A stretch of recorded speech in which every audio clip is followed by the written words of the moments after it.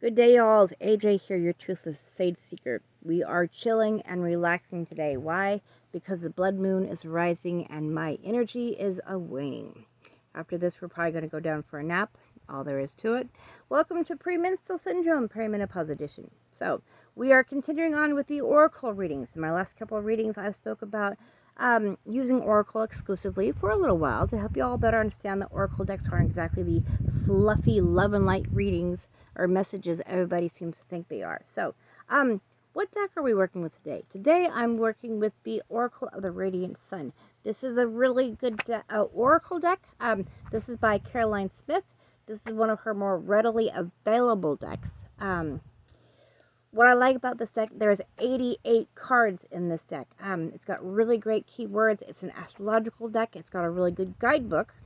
I just keep it in a small box so I can keep it on the shelf.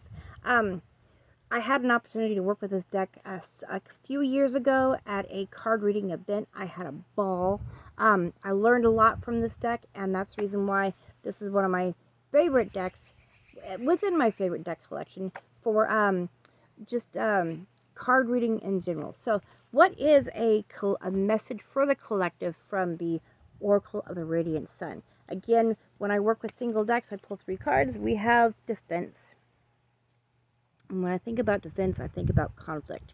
And I'm thinking about, dealing with conflict physically, mentally, emotionally, spiritually, protecting your peace, defending yourself from whatever is out there that's giving you grief, frustration, so on and so forth.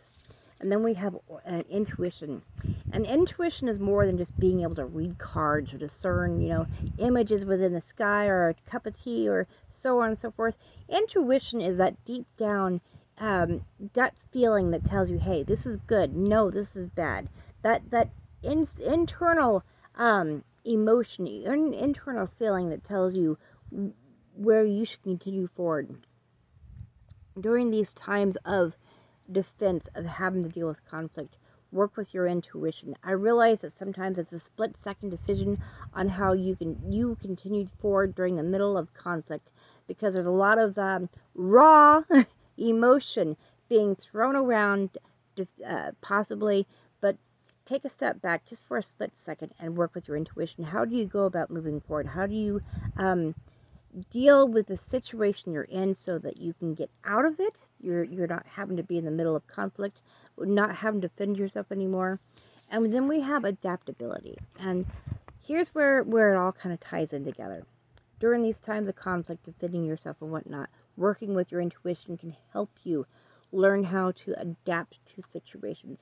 Conflict is something that you're always going to have to be dealing with. And perhaps if you watch the patterns, learn the patterns, and understand things, you can avoid the conflict, avoid having to defend yourself, learning how to adapt to these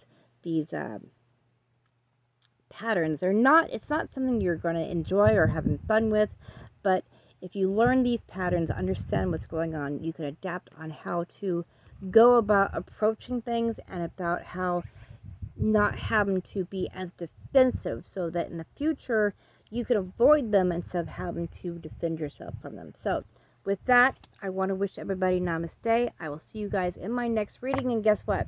We're going down for a nap. So namaste, y'all.